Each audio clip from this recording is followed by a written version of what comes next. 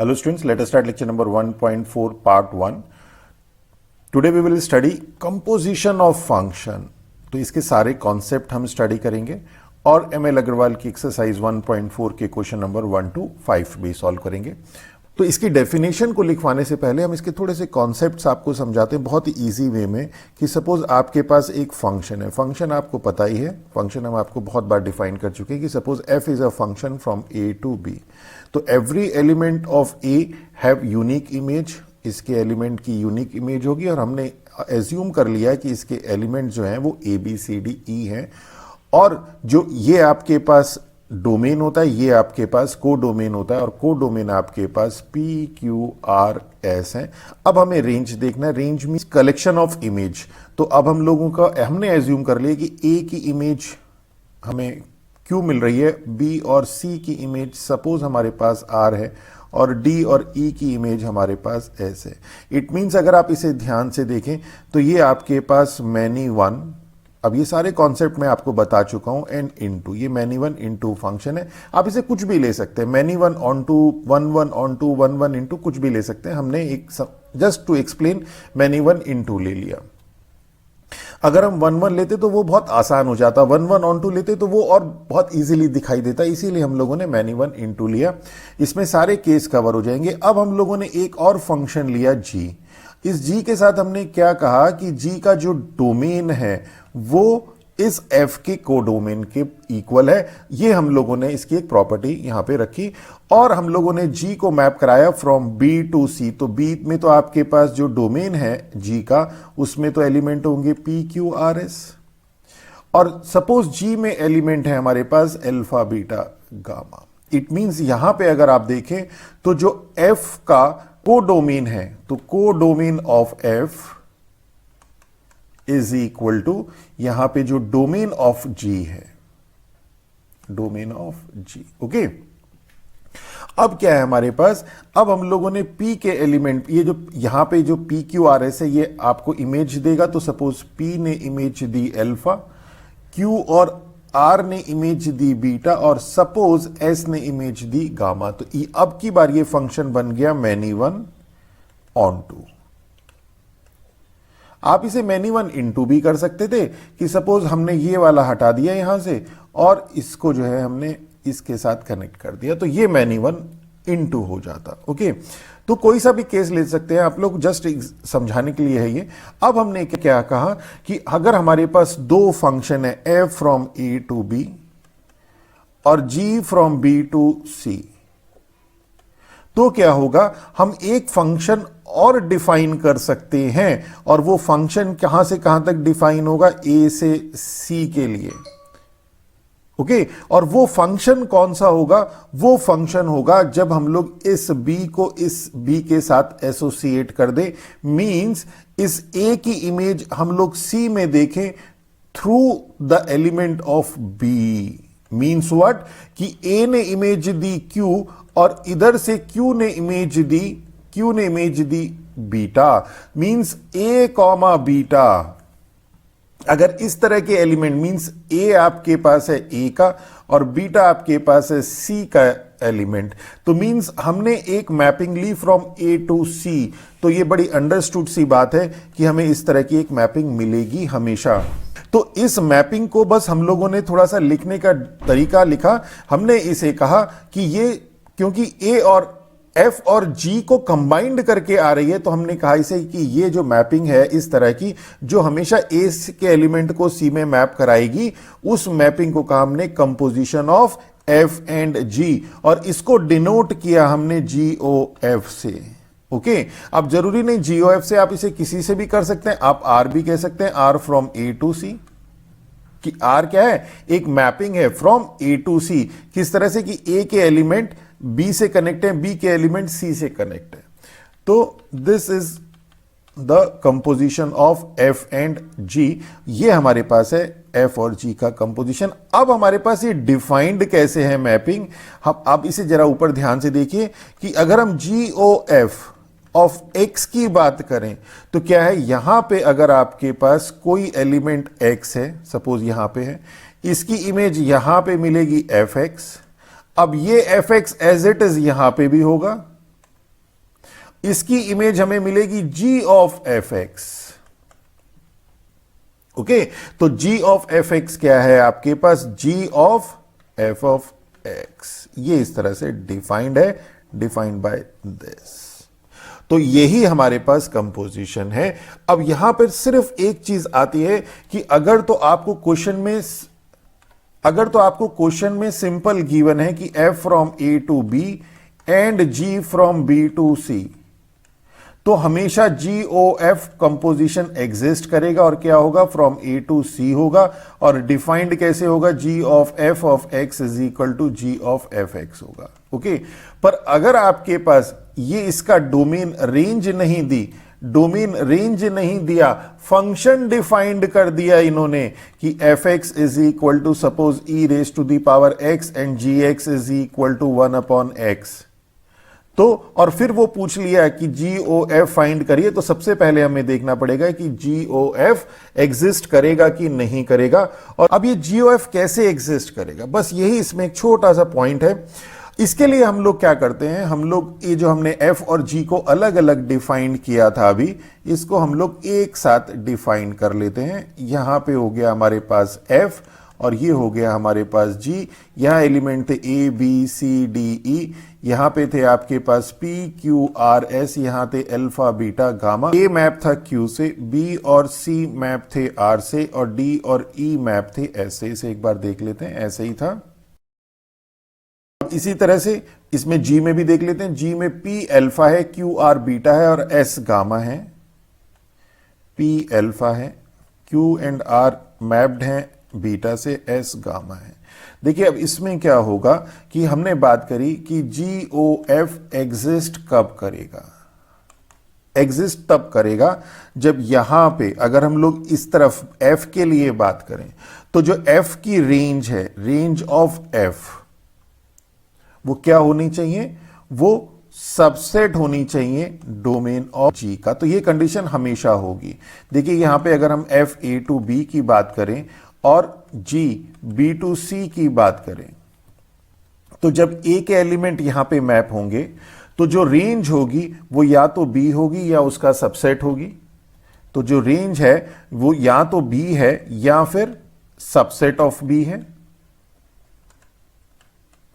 तो ये हमेशा जो है इस डोमेन का, यानी कि डोमेन ऑफ जी का, हमेशा या तो डोमेन ऑफ जी के इक्वल होगा या सबसेट होगा।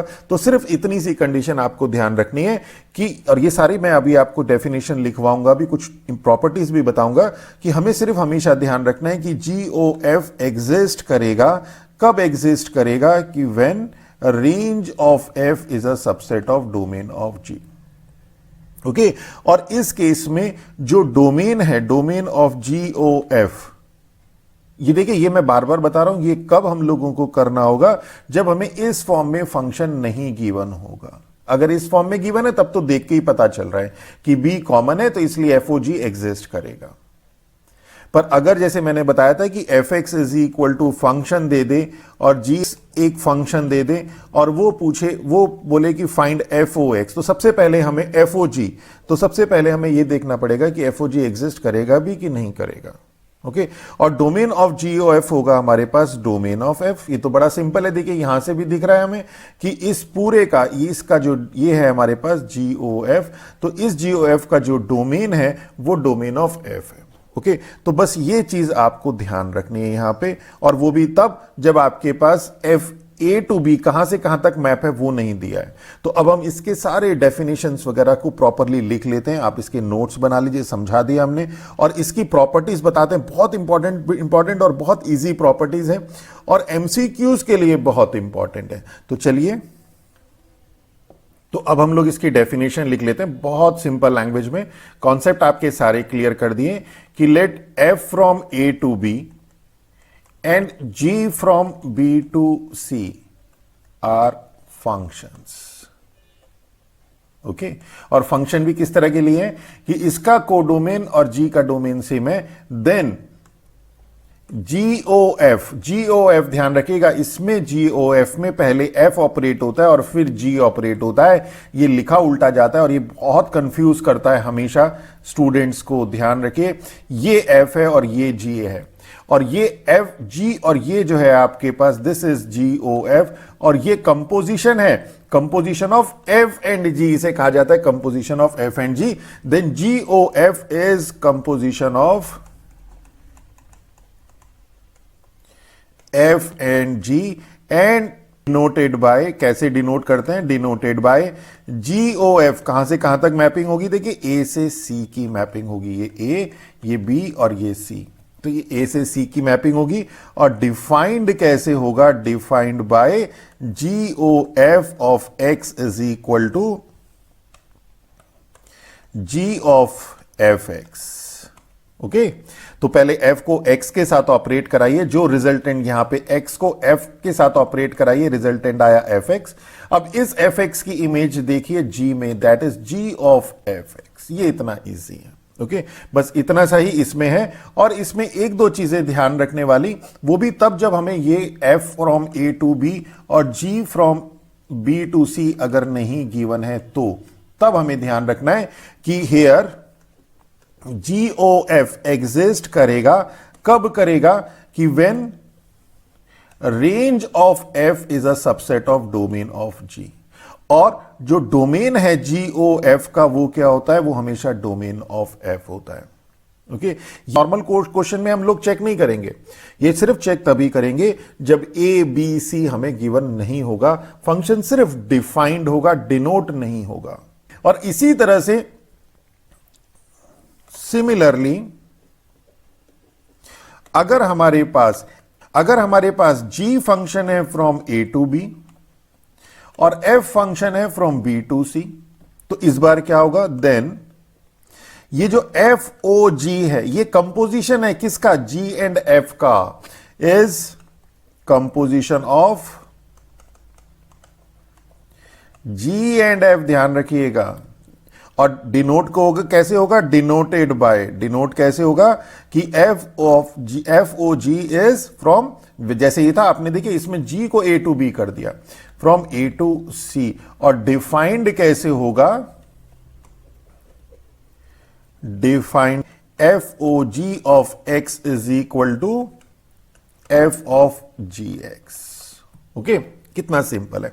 और इसमें फिर वही बात कि FOG एग्जिस्ट करेगा, कब एग्जिस्ट करेगा, देखिए यहां पे फिर देख लीजिए, इस बार आपके पास ये G है और ये आपके पास F है। तो जब G की range exist when range of G subset होगा किसका, डोमेन ऑफ F का, डोमेन ऑफ F का, एंड हेयर, और इधर क्या होगा, जो डोमेन है इस FOG का, इस FOG का जो डोमेन है वो और जो डोमेन ऑफ G है वो सेम है। देखिए G का डोमेन ही तो है और FOG का भी डोमेन है, तो this domain of FOG is equal to domain of G। Okay, तो यही आपके सारे कॉन्सेप्ट है इसमें। अब इसकी कुछ प्रॉपर्टीज हम लोग स्टडी कर लेते हैं।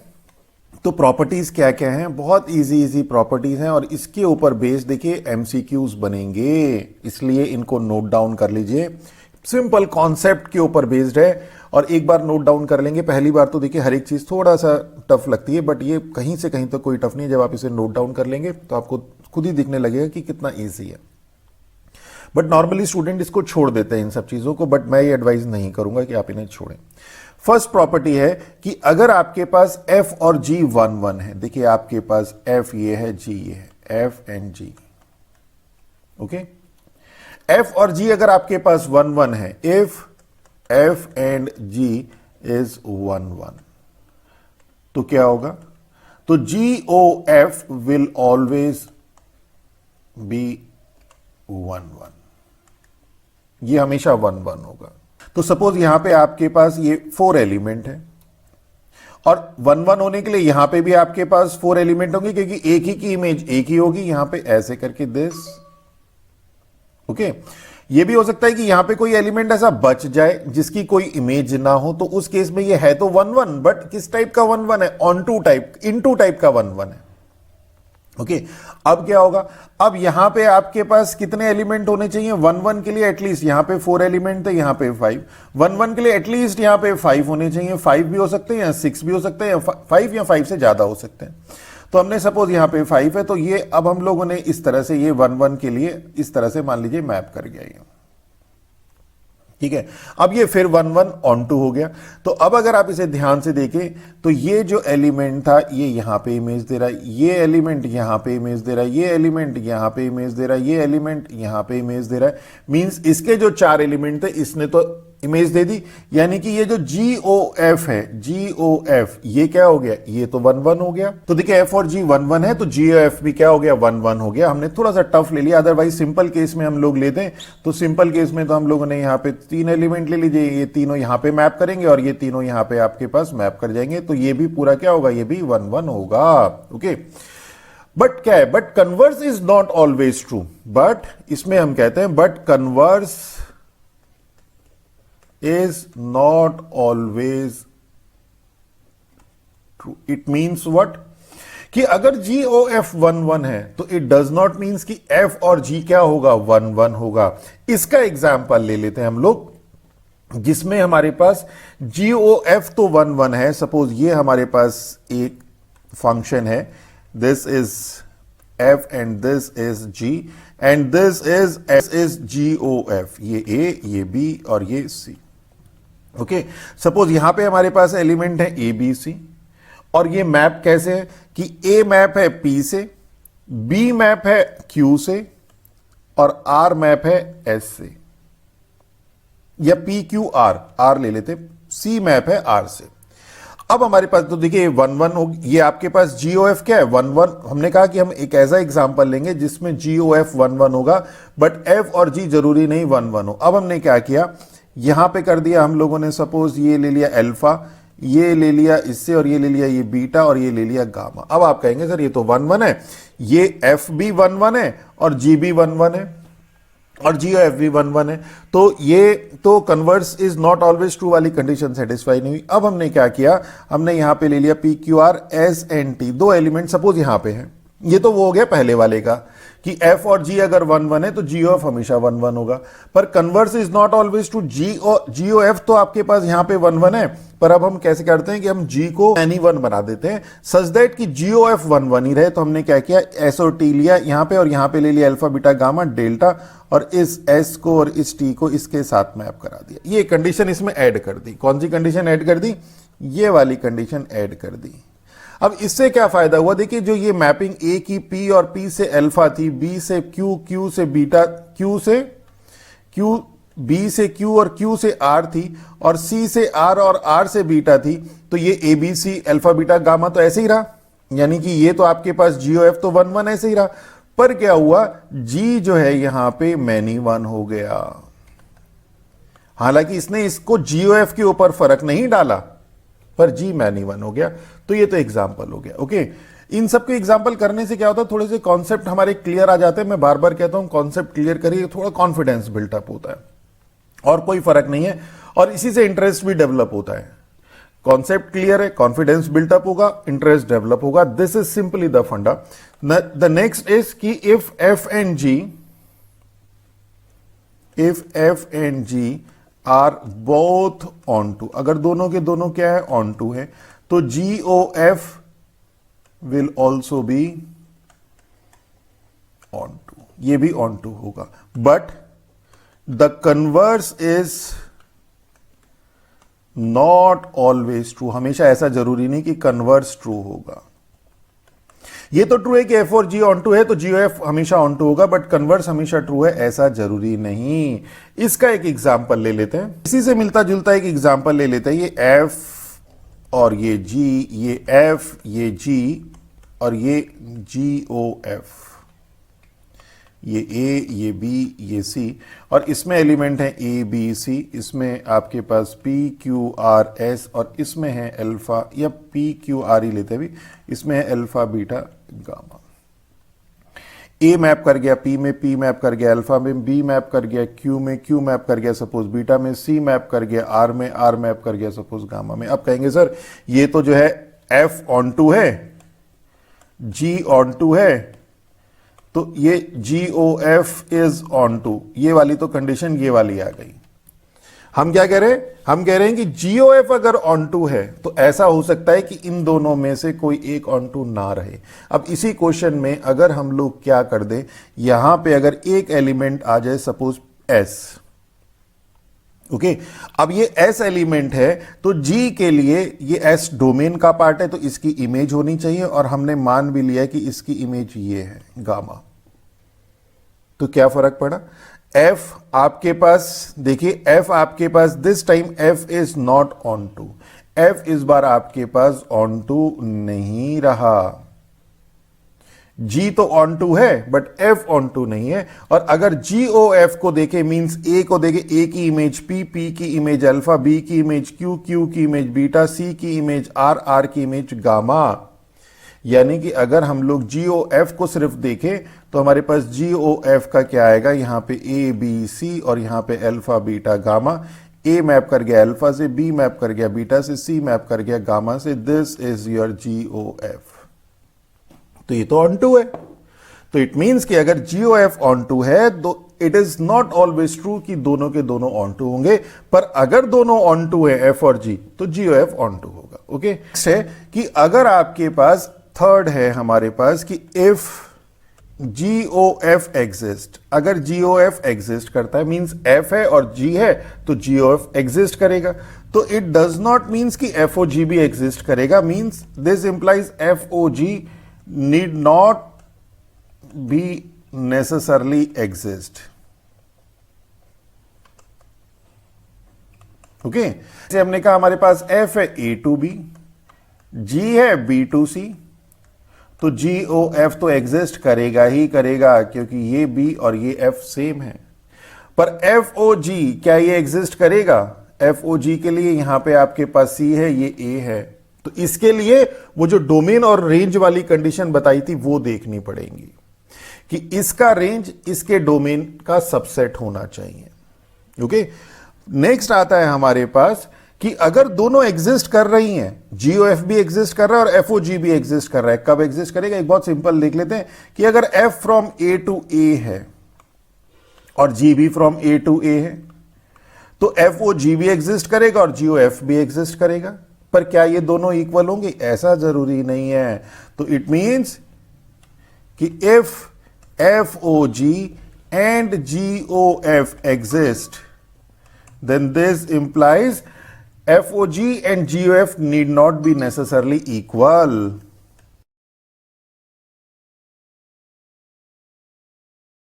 Composition of function जो है वो एसोसिएटिव प्रॉपर्टी को फॉलो करता है कि द कंपोजिशन ऑफ फंक्शन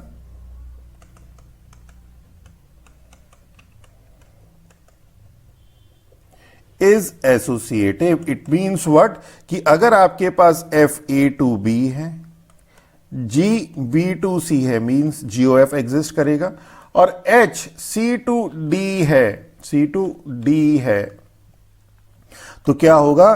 तो H of G of F, ये जो कंपोजिशन एसोसिएटिव प्रॉपर्टी है ये फॉलो होगी, means H of O of G of F। It means कि पहले हम लोग H और G को ऑपरेट कराएं और उसके बाद F को ऑपरेट कराएं, या फिर पहले हम लोग G और F को ऑपरेट कराएं और उसके बाद जो रिजल्टेंट है उसको H के साथ ऑपरेट कराएं। तो ये हमारी एसोसिएटिव प्रॉपर्टी को फॉलो करता है कंपोजिशन ऑफ फंक्शन। एक लास्ट प्रॉपर्टी इसमें आती है आइडेंटिटी फंक्शन। हमने आइडेंटिटी फंक्शन भी पढ़े होंगे कि लेट, सबसे पहले तो हम एक नॉर्मल फंक्शन मानते हैं A टू B। अब हमारे पास क्या है? ये फंक्शन है BF फंक्शन। अब हमें पता है identity function, we know identity function क्या होता है? I सपोज A है, I A का मतलब होता है फ्रॉम A टू A, और आइडेंटिटी फंक्शन है, इसकी प्रॉपर्टी क्या होती है कि यहां का जो x एलिमेंट है यहां पे x ही इमेज देगा, सेम एलिमेंट सेम इमेज देगा, मींस IA ऑफ x जो है वो x होगा, तभी ये आइडेंटिटी होगा।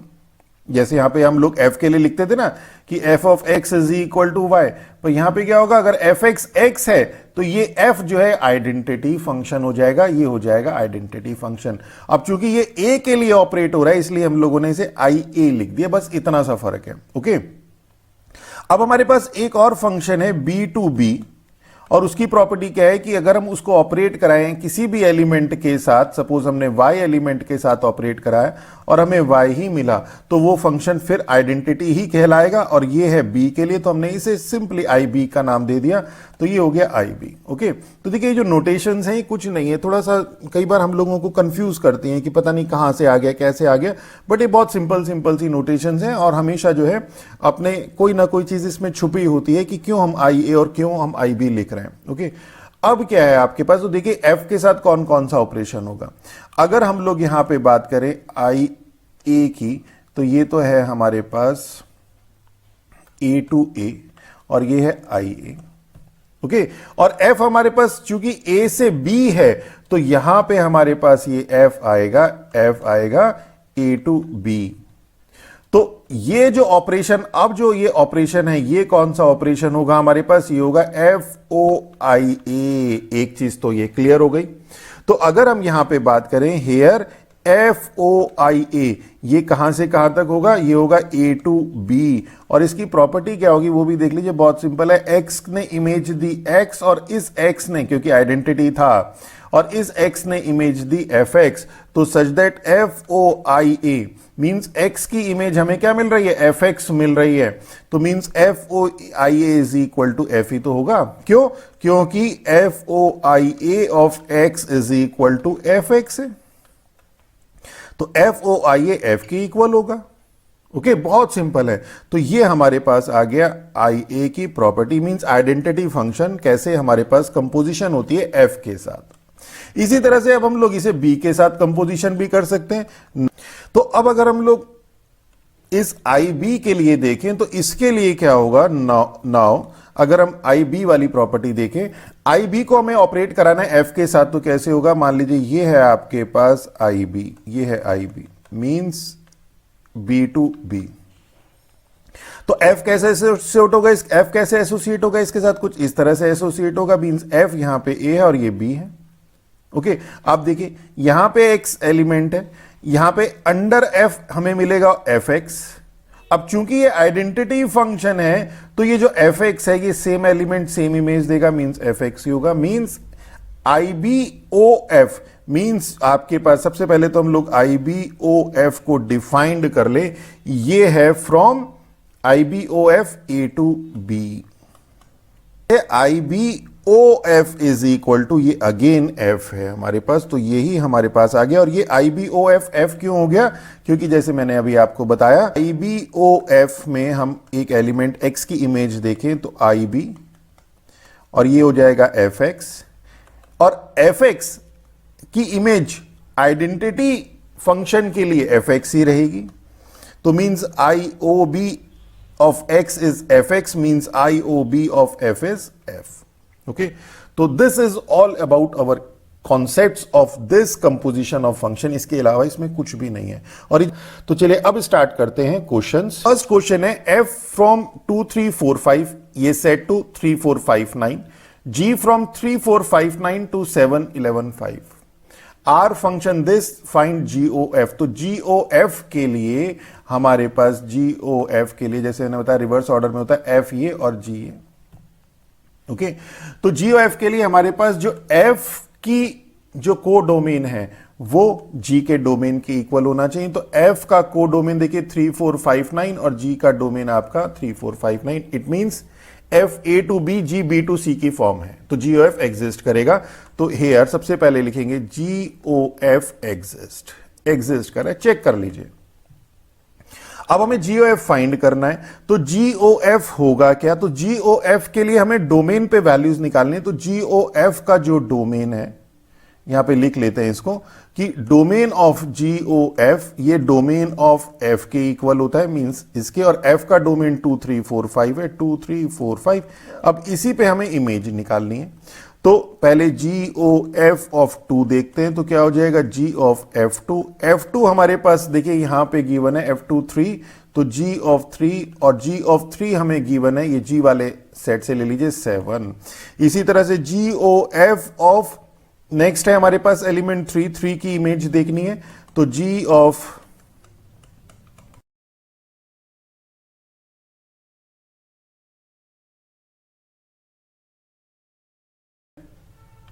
तो इसे इस तरह से समझिए कि यहां पे आपके पास है 2 3 4 5 और 2 की इमेज आपके पास 3 है, 3 की इमेज आपके पास 4 है। जो गिवन है उसको हम वेन डायग्राम में ड्रॉ कर ले रहे हैं जस्ट फॉर एक विजुअलाइजेशन के लिए। 4 की इमेज बार बार नहीं करेंगे, 4 और 5 की इमेज आपके पास 5 है, ओके।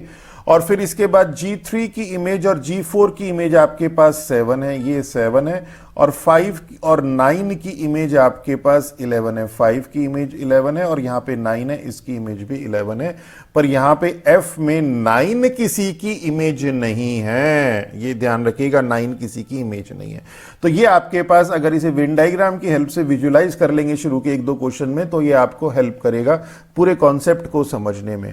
तो यहां पे आपके पास GOF क्या कैसे डिफाइंड हो गया कि हेयर GOF कहां से कहां तक डिफाइंड हुआ, 2 3 4 5 से और 7 11 यहां से यहीं तक तो डिफाइंड हुआ। दिस इज, यही तो है हमारे पास।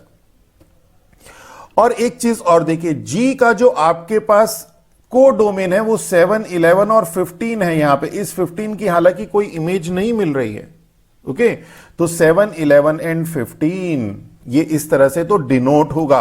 और डिफाइंड कैसे होगा, डिफाइंड बाय, हम GOF को ऑर्डर्ड पेयर में लिख देते हैं कि 2 की इमेज, देखिए यहां पे 2 की इमेज 7 है और 3 की इमेज भी 7 है और 4 की इमेज 11 है, 4 की इमेज 11 और ये 5 की इमेज भी 11 है, 5 की इमेज 11। तो ये ऑर्डर्ड पेयर में डिफाइंड हो गया, ओके। तो ये ध्यान रखिएगा, GOF को हमें इस तरह से डिनोट करना है and defined by this we will get full marks. चलिए नेक्स्ट क्वेश्चन देखते हैं, क्वेश्चन नंबर 2। तो क्वेश्चन नंबर 2 देखें, A हमें दिया है, B दिया है, C दिया है, F from A to B, G from B to C, GOF from A to C। तो GOF तो एग्जिस्ट कर रहा है, हियर GOF एग्जिस्ट, बड़ा क्लियर है, यहां से भी दिख रहा है और यहां पे उसने दे भी दिया। तो सॉल्यूशन है ये आपके पास। देन फाइंड करना है, तो डिनोट तो इसने कर दिया, एग्जिस्ट एंड डिनोटेड बाय कि GOF हमारे पास डिनोट हो रहा है A टू C। हमें डिफाइन करना है, डिफाइन करने का मतलब इसे ऑर्डर्ड पेयर की फॉर्म में यहां पे लिखना है, ओके। तो अब हम लोगों को जो डोमेन है, डोमेन GOF का वो तो A है, तो A के एलिमेंट की हमें GOF के लिए इमेज देखनी है। तो GOF of 3, GOF of 4, GOF of 5, GOF of 6 ये देखनी है। और इसके लिए ये हो जाएगा G ऑफ F3 और F3 देखिए, F3 आपके पास 3 की इमेज 13 है और 13 की इमेज 23, तो डायरेक्ट भी 23 लिख सकते थे। पहला देख लेते हैं, चलिए पहला डिटेल लिख लेते हैं। जी F3 है हमारे पास, 3 की इमेज 13 है और G के लिए 13 की इमेज 23 है, दैट इज 23। अब हम लोग डायरेक्ट कर देते हैं GOF 4, तो देखिए 4 की इमेज है 14 और 14 की इमेज है 23, तो ये तो हो गया आपके पास 23, ओके। पर आपको डिटेल में लिखना है। GOF ऑफ 5 की इमेज है 15 और 15 की इमेज है आपके पास 24, मींस ये हो गया आपके पास 24। GOF ऑफ 6 की इमेज है 16 और 16 की इमेज देखिए यहां पे है 25, तो मींस ये हो गया आपके पास 25। तो जो आपके पास ये फंक्शन डिफाइंड हुआ, तो thus GOF is defined as GOF is equal to 3 की इमेज 23, 4 की इमेज 23, 5 की इमेज 24 एंड 6 की image 25। This is our answer. तो क्वेश्चन नंबर 3 देखते हैं, बहुत इजी क्वेश्चन है। ए ये दिया है, F from A to A, G from A to A। तो as F from A to A, G from A to A, तो सबसे पहले आता है FOG, GOF, FOF एग्जिस्ट करेगा नहीं करेगा, yes, GOF, FOG and FOF exist. सबसे पहले तो हमने ये लिख दिया, ओके। अब हम लोग क्या करते हैं, सबसे पहले हम लोग GOF फाइंड करते हैं। तो GOF का जो डोमेन है वो भी आपके पास G के, क्योंकि यहां पे आपके पास F भी A टू A और G भी A टू A, तो GOF क्या होगा, GOF भी A टू A ही होगा। ये तो इस तरह से डिनोट हो गया। अब हमें डिफाइन करना है, तो डिफाइन करने के लिए इसके एलिमेंट देखने पड़ेंगे, यानी कि A के जो एलिमेंट हैं आपके पास 1 2 3 4, इसकी इमेज देखनी पड़ेगी। तो GOF of 1, GOF of 2, GOF of 3 और GOF ऑफ 4 ये देखना पड़ेगा। ओके, तो अब एक डिटेल में देख लेते हैं, बाकी सबको हम डायरेक्ट कर देंगे। G ऑफ F1 अगर हम इसको देखें तो F1 देखिए यहां से F1 की इमेज है 4, तो G ऑफ 4, और G में देखें 4 की इमेज है 4, that is this is 4। Okay, अब GOF ऑफ 2 देखिए, अब डायरेक्ट करते हैं। देखिए GOF 2 में 2 की इमेज 1, और यहां पे देखें तो 1 की इमेज 3, तो दैट इज यहां पे आ जाएगा 3। अब 3 की इमेज देखें तो 3 की इमेज है 3, और G में 3 की इमेज, ये जो रेंज वाला एलिमेंट है G के लिए डोमेन का एलिमेंट बनेगा, ये 3 की image 2, that is this is 2। F में 4 की इमेज देखिए, F में 4 की इमेज है 2, और इस 2 की इमेज G में देखिए तो यहां पे है 2, 2 की इमेज G में 1, दैट इज दिस इज 1। हम बात करें अगर तो GOF की अगर हम बात करें तो कैसे ये डिनोट हो गया कि 1,4, फिर 2,3, देन 3,2, देन 4,1। देखिए ये तो GOF हो गया। इसी तरह से हम लोग FOG भी निकाल लेंगे। तो सेकंड है हमारे पास FOG भी हमारे पास A to A ही होगा। ओके, अब हमारे पास इसे डायरेक्ट कर लेते हैं। FOG ऑफ 1 अगर हम यहां पे देखें, देखिए अब इसे जो है दोबारा से देखते हैं, हाँ, यानी कि ये हो जाएगा F ऑफ G1, और पहले G1 की इमेज देखिए, 1 की इमेज 3 है हमारे पास, तो F ऑफ G1 इज 3, और फिर उसके बाद F3 की इमेज, F में 3 की इमेज देखें 3, दैट इज 3। अब हम बाकी के सारे डायरेक्ट कर लेते हैं। अगर हम लोग बाकी के देखें तो F ऑफ G ऑफ 2 ये कितना हो जाएगा, तो पहले G में देखिए, G में 2 की इमेज है 1, और फिर F में 1 की इमेज है 4, 1 की इमेज है 4, that is this is 4। F of G of 3, FOG of 3, तो 3 में क्या होगा, पहले G में देखिए 3 की इमेज है 2, और फिर 2 की इमेज F में है 1, that is this is 1। FOG of 4, तो G में 4 की इमेज है 4, और F में 4 की इमेज है 2, दैट इज दिस इज 2। अब इसे आप डिफाइन कर दीजिए, तो FOG हो जाएगा आपके पास 1,3, 2,4 और 3,1 एंड 4,2। तो थर्ड पार्ट देखते हैं। थर्ड है हमारे पास FOF, this is from A to A, और FOF ऑफ, अब हम लोगों को 1 2 3 4 की इमेज फाइंड करनी है, तो 1 की देखें तो F ऑफ F1, और F1 हमारे पास है, दिस इज F1 को अगर आप देखें तो F1 है हमारे पास 4, यहां से देखिए F1 है 4, और 4 और 4 की F में इमेज देखनी है। देखिए यहां पे आप इसे नोट भी कर लेते हैं, 1 4 2 1 3 3 4 2, ये हेल्प करेगा। F जो दिया हुआ है,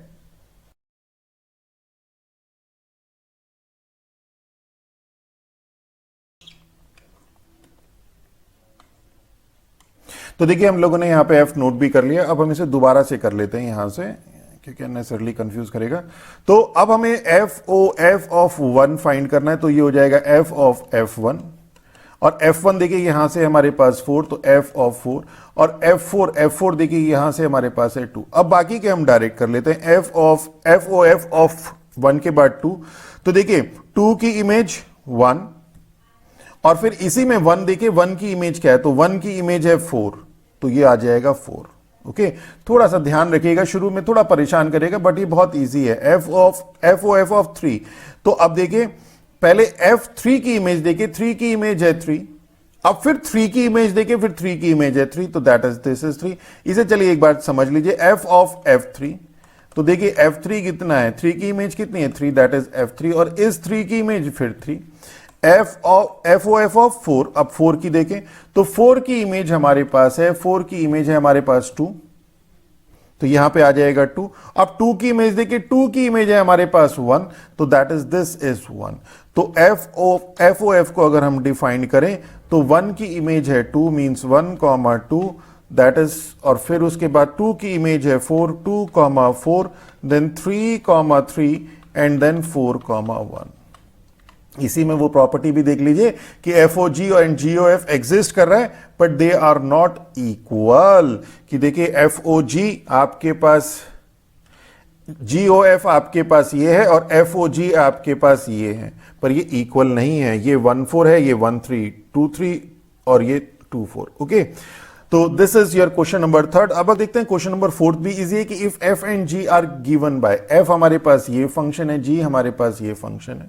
अब हमारे पास f from a to b और g b टू c इस फॉर्म में नहीं है। देखिए जो मैं आपको समझा रहा था, इस फॉर्म में नहीं है। यहां पे क्या है आपके पास, यहां पे आपके पास डोमेन ऑफ f गिवन है, यहां से निकाल सकते हैं।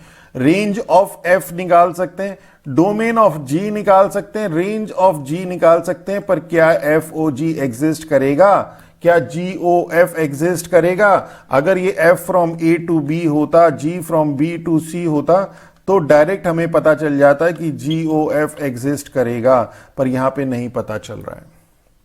तो उसके लिए हम कंडीशन क्या लगाते हैं कि GOF के लिए हम लोग कंडीशन लगाते थे कि रेंज ऑफ F ये सबसेट होनी चाहिए डोमेन ऑफ G का, और FOG के लिए जो रेंज ऑफ G है वो सबसेट होनी चाहिए डोमेन ऑफ F का। ओके, GOF का ध्यान रखिएगा, मैं बार बार बता रहा हूं आपको, हमेशा यूज करती हैं चीजें इसलिए बार बार बता रहे हैं। GOF में हमेशा रिवर्स ऑर्डर में आता है, पहले F ऑपरेट होता है फिर G ऑपरेट होता है। ओके, तो ये तो कुछ बेसिक्स थे। चलिए अब इस क्वेश्चन को करते हैं।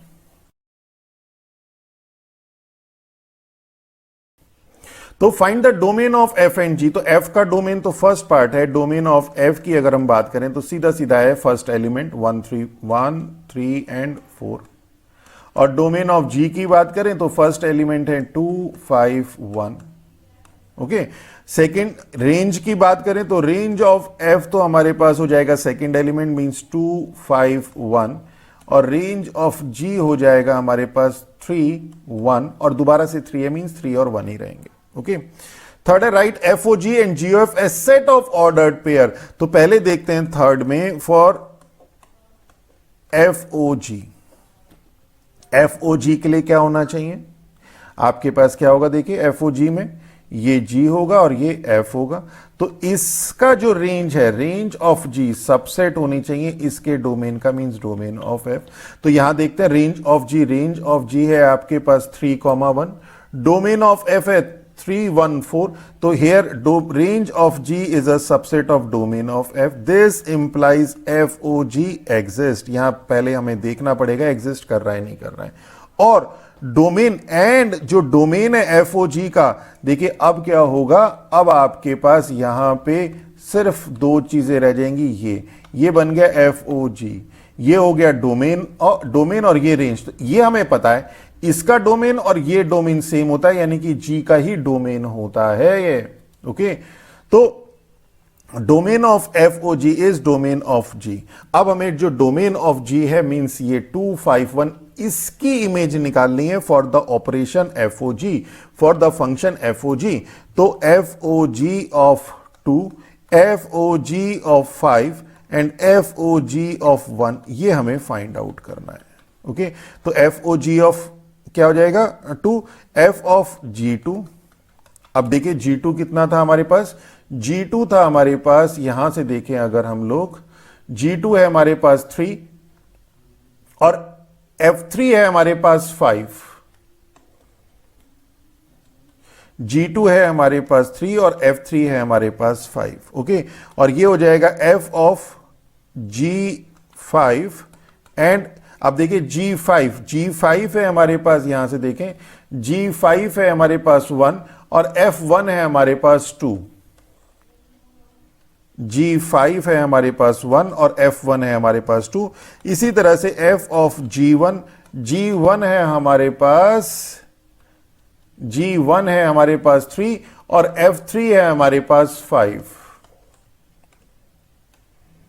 F3 is our 5। ओके, तो FOG ये कैसे डिफाइंड हो जाएगा, ये हो जाएगा 2, 5, 5, 2 एंड 1, 5। कितना सिंपल है।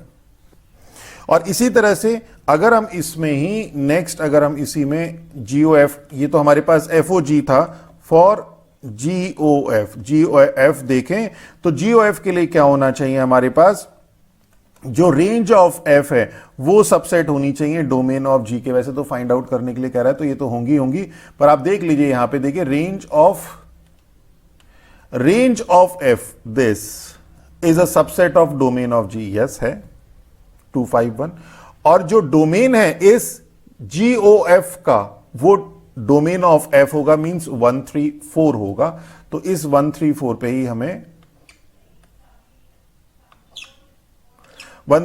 ही हमें इसकी इमेज निकालनी है।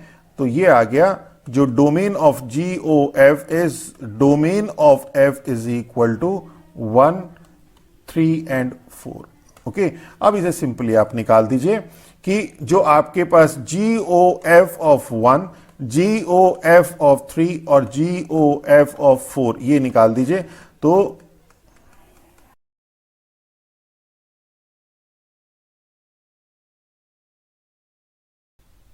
ओके, तो this is all about our this question. चलिए नेक्स्ट देखते हैं। क्वेश्चन नंबर 5 इजी है कि let R be the set of all real number, find GOF and FOG, ये दोनों निकालने। FR2R है, GR2R है।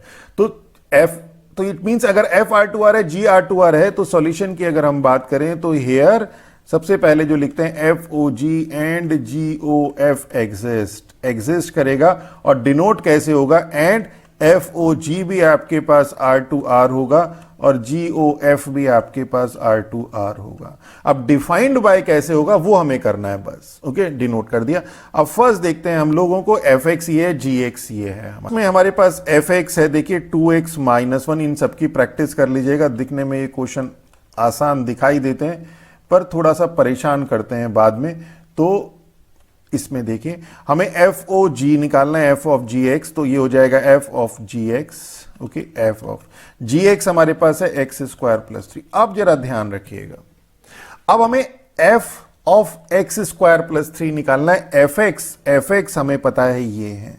ओके, तो यहां पे जहां पे x आ रहा है वहां पे x की जगह पे x² + 3 रखिए। देखिए थोड़ा परेशान करता है, तो इसमें क्या हो जाएगा आपके पास, ट्वाइस x की जगह पे x² + 3 रख दीजिए और -1। ठीक है, ध्यान पूरा कंसंट्रेशन से। शुरू में यहां पे बहुत स्टूडेंट गलती भी करते हैं। तो 2x² + 6 - 1, जितनी फ्रिक्वेंटली हम लोग इसे कर रहे हैं वो शुरू में उतनी फ्रीक्वेंसी आ नहीं पाती। तो this is FOG of x। FOG of x is 2x² + 5। Okay, और GOF ऑफ x की बात करें तो ये हो जाएगा G ऑफ FX, और FX हमारे पास है, अगर हम लोग यहां पे देखें 2x - 1, तो ये है 2x - 1। अब देखिए GX हमारे पास है ये। अब यहां पे x की जगह पे, जो यहां पे x था उसी की जगह यहां पे x आया। अगर यहां पे x की जगह पे 2x - 1 है तो यहां पे भी x की जगह पे 2x - 1 हो जाएगा। बस इतना सा काम कर दीजिए, ध्यान लगा के कि यहां पे x की जगह 2x - 1 का स्क्वायर + 3 हो जाएगा, थोड़ा सा फोकस तरीके से। तो ये हो जाएगा 2x - 1 का स्क्वायर + 3। इसे सॉल्व कर लीजिए, we will get our answer. तो क्या हो जाएगा,